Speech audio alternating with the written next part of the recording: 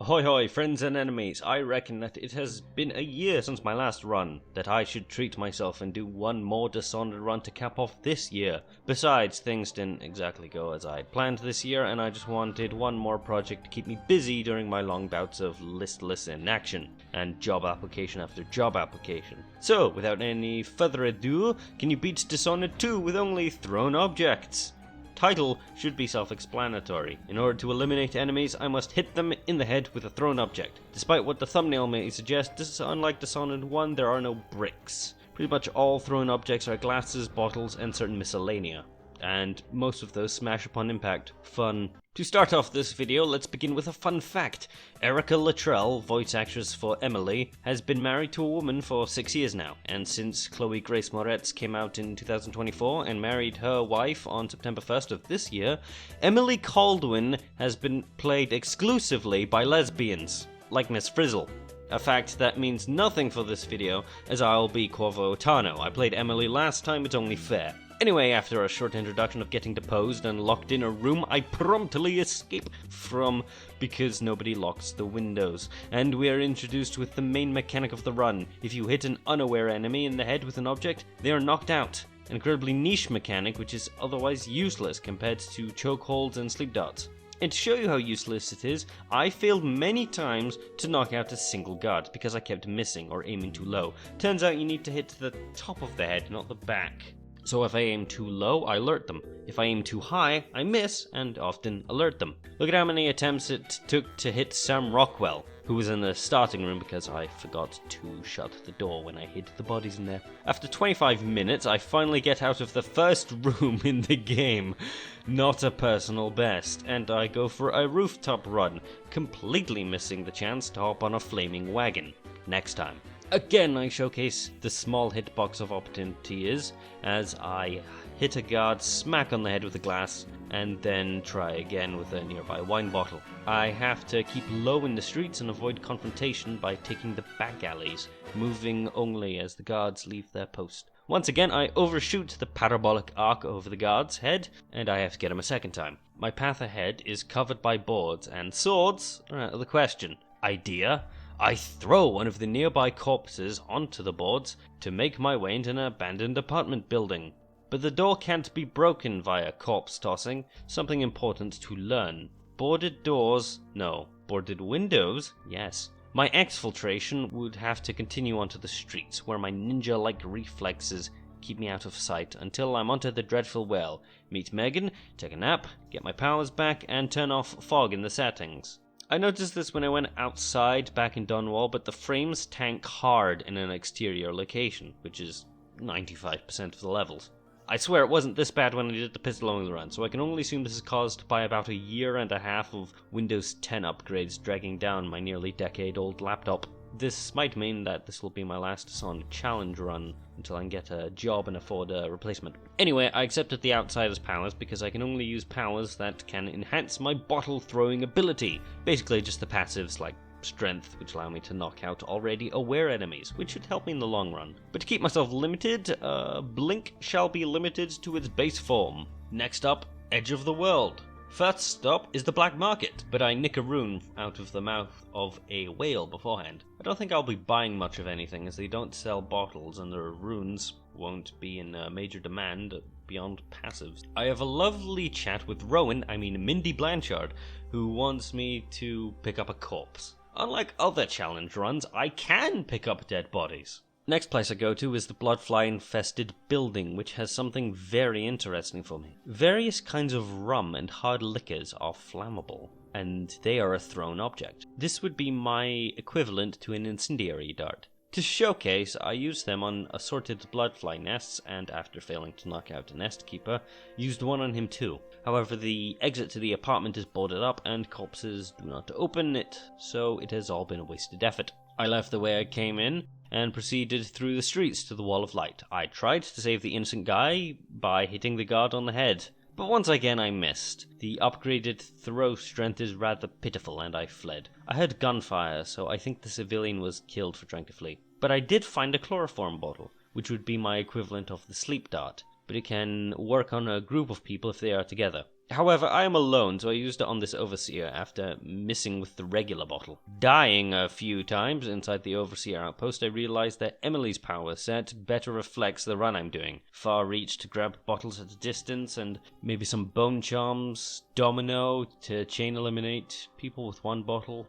But I wanted to play as Corvo. C'est la vie. I make my way out simply by avoiding the crazy religious people and stealing the key before climbing out the window. Because I delivered Mindy's dead boy toy to her, she disabled the electrified rail, allowing me to skip the train station to the end of the level, though not before I hit the safe shop owner upside the head and loot Hypatia's apartment. Apparently the district just north of this level is where Dowd was during the start of Death the Outsider. How neat is that? Upon arriving at Adamire, I noticed a sunken boat in the water. In all my nearly 10 years of playing this game, I never noticed it. I also decided to spend my runes on another passive, Agility, letting me jump higher. Yes, it's allowed, I said passives are okay. And I was able to reach a rooftop I almost never go to, and it was filled to the brim with ammunition. I would use none of these bottles by the mission's end. After a cheeky chat with the Black Parade, I entered at the top of the elevator shaft and for a laugh threw the bottle at the thing holding the elevator up.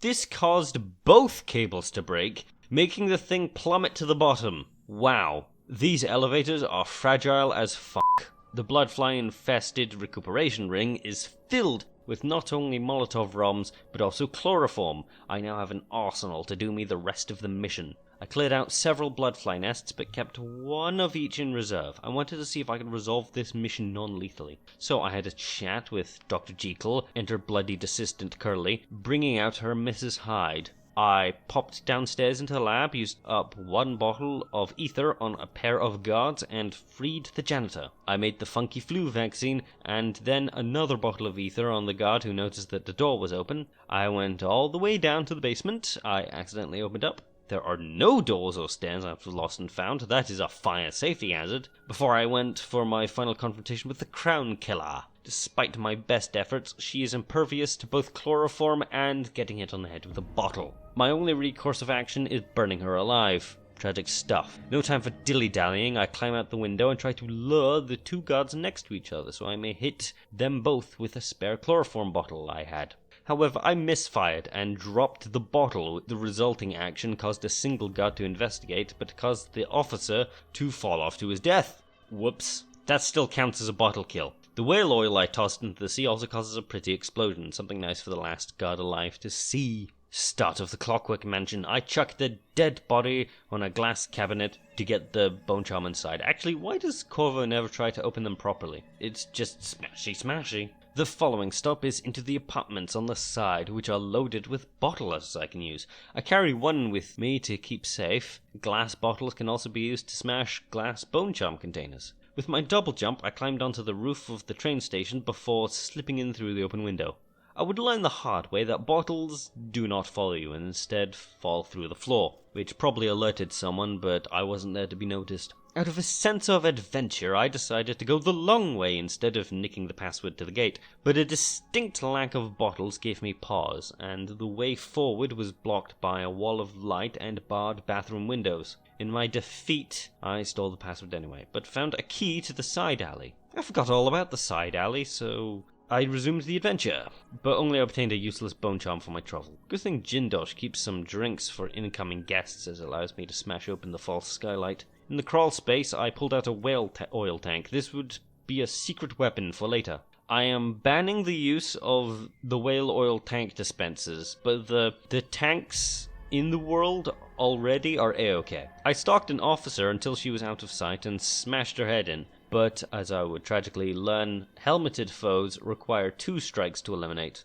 After I died, I then tried again by dropping a second glass nearby to where I intended to silence her, and picked up another useless bone charm. Most bone charms that couldn't be used in this run were scrapped for materials, so I could craft superior versions of the bone charms I could use. I had the runes for it too, on account of only using passive abilities. I had initially planned to access Jindosh's lab by depleting the energy of the Wall of Light, but about 10 glass bottles weren't enough to do it, so I chose to go the longer way up the elevator shaft. I almost got seen going up the corridor, even blinking in quick succession, but I was undetected.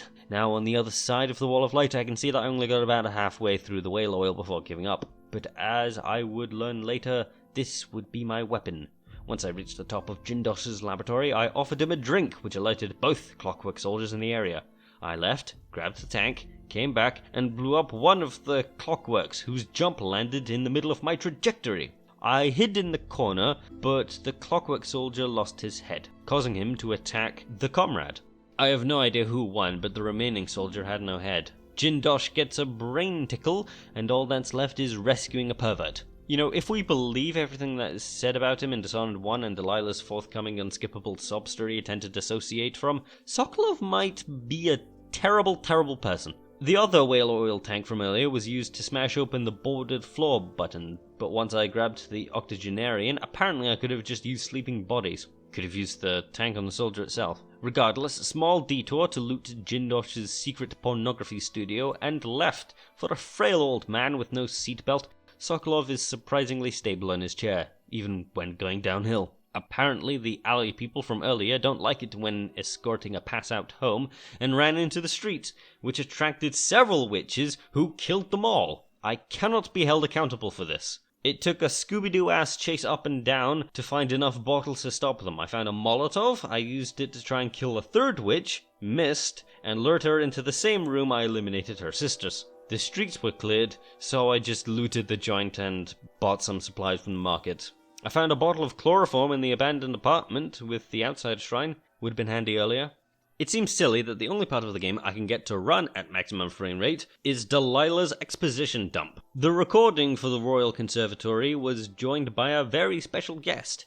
My cat on my legs. Near the start I found a vial of something called howler dust. Doesn't do much, just stuns people, so it's less effective than chloroform. Speaking of which, nearby to the black market were 3 Howler gang members pretending to be pirates to lure someone, i.e. me, to their doom. I found a chloroform bottle in the rafters, but I was only able to take out one of them. I used the howler dust on the man, but missed his head, having to hurry back up to find more bottles. Eventually, when one enters the building, I hit the man, but the fall down the stairs inadvertently kills him. Whoops. After that, standard fare, looting the overseers, going through the apartments, spying on 2 girls, calling up an eldritch twink, and entering a condemned building. After I used the fire to burn away some bloodflies, I caught the ire of a nest keeper. I missed his head, fell down, alerted the guards, climbed back up, scared the girl from earlier, and once I was finally out of detection, had the watchtower go off. I cannot be held accountable for anyone who died. I then spent the next few minutes trying to throw anything at the nest keeper's head. Once I succeeded, I chucked the body at the guards, hoping the bloodflies would follow and use it as a chemical weapon. Nope, just killed the poor bastard for nothing. Broke Corvo's knees, falling again, and slipped into the nearby outpost and found a bottle of chloroform handy. Carrying it, I slip in and find an empty path directly to Brianna Ashworth. And, shockingly, the chloroform works! But I have to delineate her permanently. So after I died from the witches while trying to listen to the magic device, I changed the lenses and drained her of her power.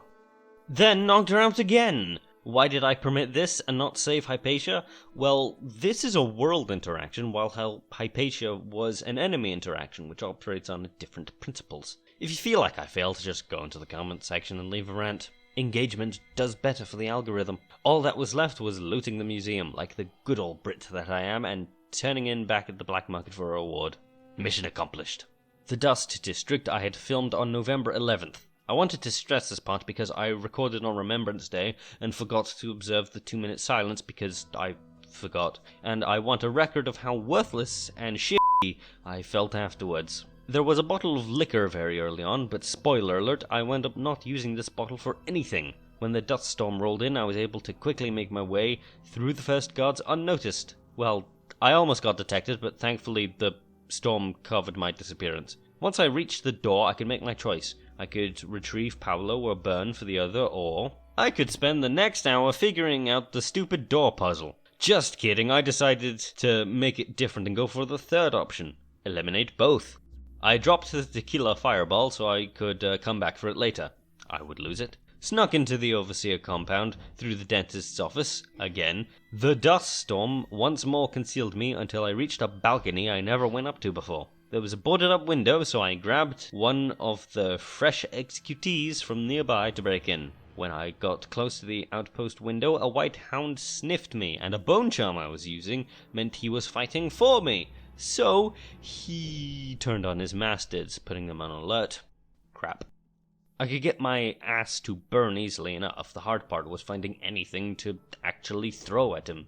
Who knew Catholic schoolboys wouldn't leave empty alcohol bottles everywhere? I eventually did see one, but I almost got caught getting to it. Once it was finally mine, it took a few attempts to get burned. The bottle even bounced off him at one point, but when he finally did go nap time, one of his buddies went back to prayers while the other searched the room. It was as simple as climbing out the window. Dust storm number 3, but I squandered it by going the wrong way. Once I finally got my head on straight, I made it to neutral territory and left the vice overseer sleeping by the door, like an abandoned baby. Now I would head to the Howler base. Along this path, I found a side entrance to the base I've never used before. Also, a dead body, which I picked up, turned around, and chucked the body to enter Corvo's old home, and pulled his trophy out of the wall, revealing possibly the only 2 bricks in the game. The thumbnail isn't inaccurate anymore. However, when I used that hidden entrance to break into the Howler base again, I would learn the hard way that the brick does nothing and cannot be used as a weapon. Aww. Oh, I also went back to Byrne's crib and picked up a key he had, which opened a room within the Howler's base, which left another key, this time to the Silvergraph studio. I tried to smash the bottle on Pedro Pascal, but failed numerous times. Perhaps I need something with a little more firepower. I rummaged through the nearby buildings and found exactly what I was looking for. Rum! Drink up, Paolo. It took a bit more smashed glass to put Paolo to sleep, but the whole time he was saying I killed his friend. Did I? I didn't notice Mindy being dead. Maybe he's talking about the stairs guy from earlier. Well, he's out, and I squished Granny Rags' hand onto his face. Still non-lethal.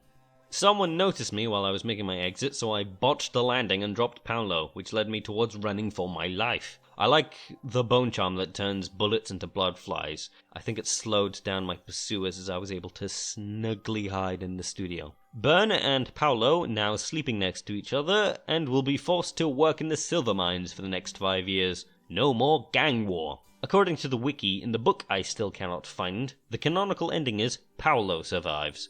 Byrne doesn't. Kind of bogus, actually. Well, the answer to the lock was in the office from earlier, so I finally made my leave into my favorite mission, a crack in the slab. There are no powers here, except for the passives I already have, so all I can really do is loot the joint, get the timepiece from Emo Boy, and offer Stilton a drink. Next up, I'm back in time. What was everyone else doing 3 years ago? Emily is probably shagging her gender-ambiguous partner. Corvo's knees are popping, and I was entering my 3rd year of unemployment. Man, did I have hope. Anyway, the window outside is in the nearby kitchen, and thanks to agility I can just bypass shooting down the balcony altogether. Didn't even know I could do that. Then, in the Silvergraph studio, I chucked a bottle to spook the guards and move them away from the rune I don't need. Inside the Lepidopterology, I'm going to butcher that word, room, I tried to find bottles, but they were only in the past, and I cannot take drinks with me into the future. But I did have an idea. Down in the basement are a couple of guards hiding silver in a hole in the wall, where some bloodflies reside. Well, draining the water and you have access to a couple of explosive bottles. One to make the room I'm in safe, and one to put the nest keeper out of his misery. I then go back to the start of the house to find more bone charms, including one which lets me get closer to bloodfly nests. However, I botched the transfer a few times, and I couldn't break Stilton's massive bust. Pause for laughter. Because there weren't any bottles in with me. So I went back the way I came to figure out how I would get into the back garden. I ran out of fireballs for the top door, so I decided to try the pool. The way there is covered in flies, but in the past there's a guard. I drowned a bloke in chloroform to lure the guards away, but it didn't really work. I was about to just rush the door until I noticed the little window which puts me behind the man. Out in the yard, I look around, get stung, offer Stilton a drink, but because he's utterly smashed, he never attended the meeting which broke his brain.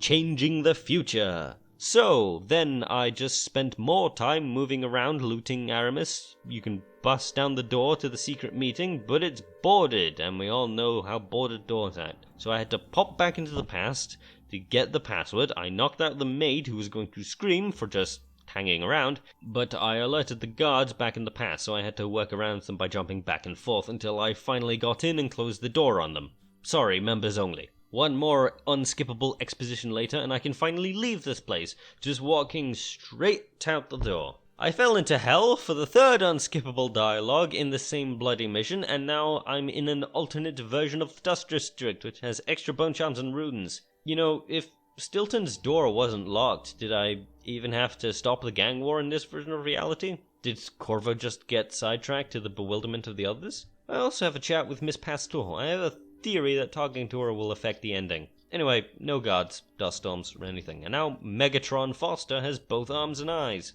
Neat. Penultimate mission now. Thanks to all the bone charms I collected up to the point, my sneaking speed is now faster than my walk speed. There isn't much to say exactly. You can avoid most contact through apartments and ledges, all the way to the black market, where the final song duo is located, earning me the Tide achievement. I noticed some nearby howlers, and I had use for their bodies, so I knocked one unconscious and took the other sleeping howler with me, but I walked into a trip mine, and the body protected me from the blast. Well, at least he died in his sleep.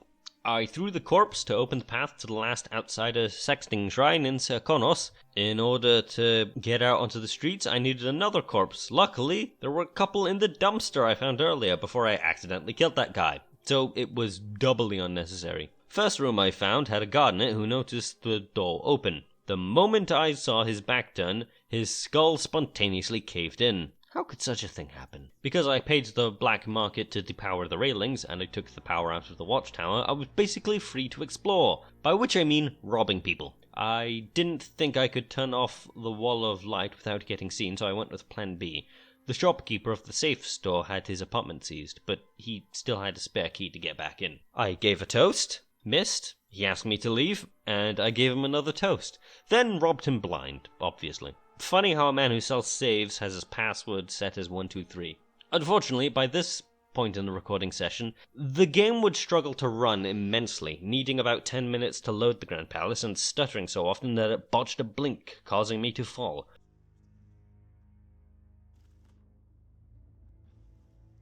I eventually did reach the Duke's bedroom once again, finding the real Duke.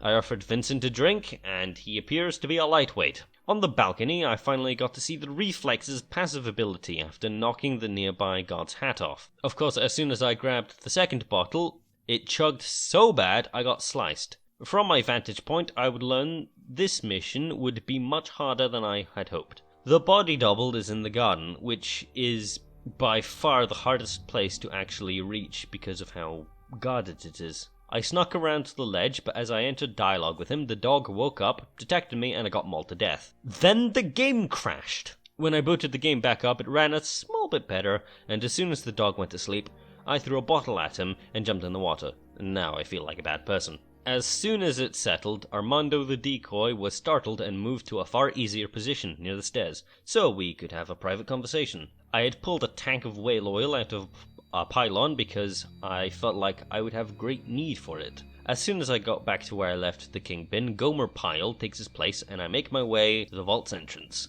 pulling out yet another tank of whale oil. I threw it at the first clockwork soldier I saw inside, which only blew off the bird head. Darn. I then grabbed the second whale oil tank and destroyed it, but alerting a nearby guard and probably another clockwork. I hid in the Duke's secret meeting chamber for a second. Once I swapped one Empress for another, I heard the second clockwork explode. Maybe Jessamine kills it as her last action on the world. Dip in the pond and return to the boat. 0 kills, so all the accidentals didn't count. On to the finale now. Megan Fox is really Billie Eilish. Took a trip downtown. I forgot to get both stealth upgrade and armor upgrade plans, which would have come in handy. And it's annoying they can only be acquired close to the end of the game, so worthless except in New Game Plus. To my surprise, the journalist is still alive. I never even went to his office. I thought he would be dead. Once again, Reflex gets shown to be useful, but I alerted a nearby witch to some hatters. And instead of attacking each other, they both attacked me. I got the witch, but while looking for smashed glass, the hatter got me. Second time, the second hatter didn't go for the gun, so the witch was unaware. The outsider butt dials me, and then I give the witch the sweet dreams while she was thinking about her boyfriend, possibly the only heterosexual witch in the entire franchise. Since I had so many bone charms, I spliced some together and picked up familiar scent, which would have been very useful in the last bloody mission. The nearby witch, who was singing like an angel over the intercom, was cooked like a steak, so she probably tripped onto the grill. Once I'm over the wall, I basically skipped everything and tried to go straight for the entrance. First, going straight for the sewage drain, realizing the door is boarded up, turning around and going for the front door. Man, if only the Die Hard vent was still open. Though I guess, after becoming the Royal Protector again, Corvo remodeled all of the security flaws. The witches trashed my bedroom, but they left some lovely liquor. I turned on familiar scents to avoid the dogs, but it mattered very little as the damned mutts could actually see me. So I burned them. But you'd need to smash the skulls to kill them, so they just came back. And I ran away, hiding in the chapel where I made a corrupted rune. All part of my plan, you see. Once the coast was clear, I used one of the nearby reagent bottles on the witch guarding the secret entrance, and used the Anton Sokolov made this lock, granting me this sneaky route to Delilah. Thankfully, Delilah must be an alcoholic, as there were bottles everywhere. And once she got her soul back, she entered the painting, and I brought my bottle. Instead of going the long way, which is more trouble than it's worth, I snuck up the back and threw a bottle at Delilah, and nothing. She reacted and called her body doubles. I tried again, and again, and tried 2 bottles, one to throw her off and another to possibly knock her out, but nothing. I looked around trying to find chloroform or something flammable, but no luck. Delilah cannot be ended with a bottle, just like the Crown Killer. I had no choice but to choke her out, which somehow alerted the doppelganger, something which has never happened on any other playthrough, and made the last symbolic throw with her sleeping corpse onto the chair, saving Emily, ending the game, and proving no, you cannot beat Dishonored 2 with only thrown objects.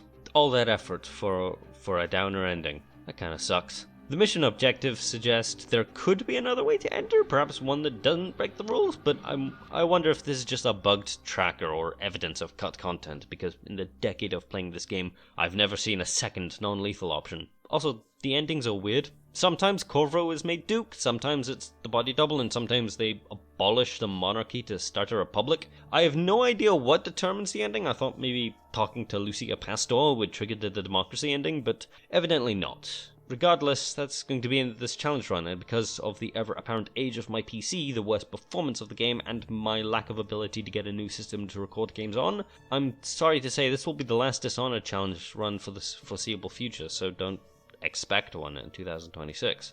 If you have any future ideas for challenge runs, or think of better ways to perform this one, please leave a comment below, as while they aren't useful right now, they might be useful in future, or for anyone else wanting to give these a shot. My name is Scottish Drunkard, thank you all, and I'll see you all in the next one.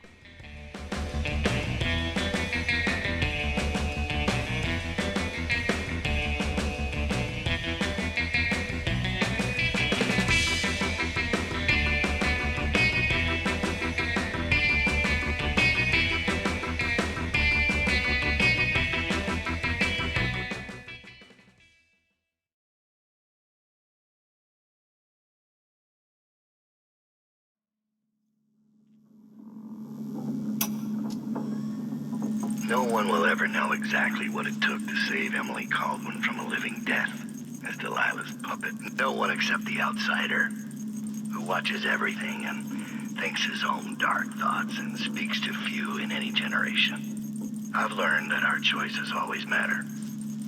To someone. Somewhere. And sooner or later, in ways we can't always fathom, the consequences come back to us. I came from Serkonos to Dunwall as a boy. Made my living as a killer. One of the few who've heard the outsider's voice. I murdered an empress, but saved her daughter, who will one day rule the empire. Those were my choices. I'm ready for what comes.